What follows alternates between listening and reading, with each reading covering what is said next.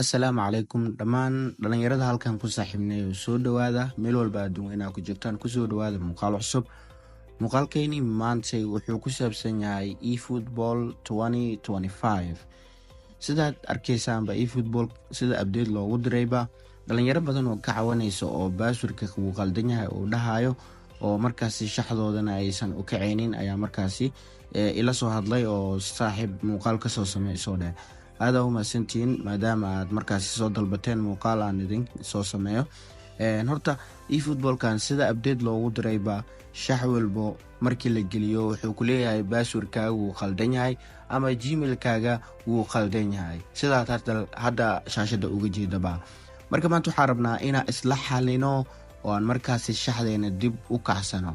Sidee sameynayna marka marka hore intaan muuqaalkaas kula wadaagin ama shaxdaas ama qaabkaas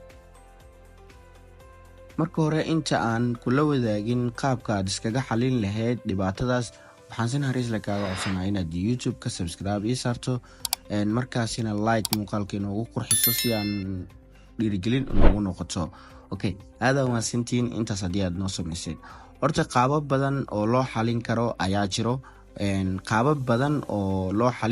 jiro sida aan hore kuugu sheegayba. Waxaa keento dhibaatadaas mar walbo update eFootball lagu sameeyo ayaa dhibaatadaasi imaato. Shalay Khamiistii ilaa ay Jimcihii oo maanta ah gameka ma shaqeynayo. Sidaad u jeedaanba wuxuu ku leeyahay incorrect password passwordkaaga khaldan adina waa ku celcelinaysaa ma isaas maahan. Marka laba qaab ayaan ku tusinayaa oo markaasi iskaga xalin karto. Horta badanaa wifi haddii aad isticmaasho gameka kuma kici doono oo wuu ku dhibi doonaa. Kulley data ayaa markaasi ku fiican inaad ku kacsato.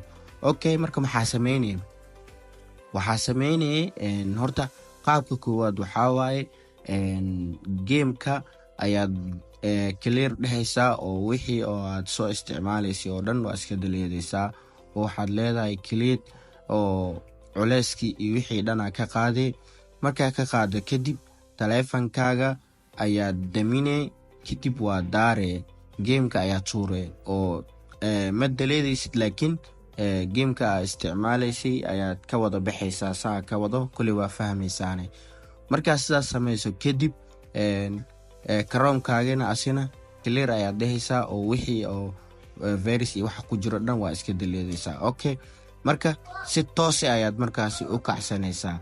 Kadib maxaa ku dhiman talaabada labaad oo aad sameynaysid waxay tahay waxaa sameynay VPN-kan VPN-kan oo hadda halkan uga jeedid oo ayaad soo degsanaysaa.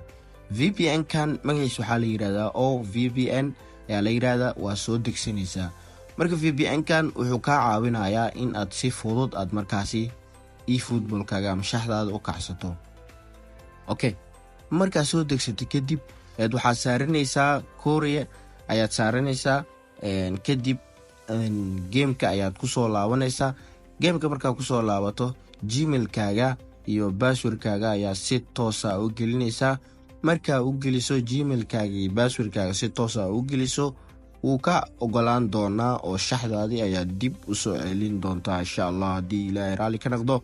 Marka haddii muuqaalkan dhammaadkiisa aad nala soo gaartay oo aad markaasina shaxdaadana ay markaasi ku kici laadahay oo aad markaasi xalkeedana aad heshay waxaan ku leeyahay saaxiib weli waan ku xasuusinaynaa inaad subscribe inoo saarto markaasi muuqaalkana like aad inoogu qurxiso si aan markaasi muuqaaladan oo kale aan soo badino. aad u mahadsantiin dhammaantiin meel walba joogtaan soo dhawaada.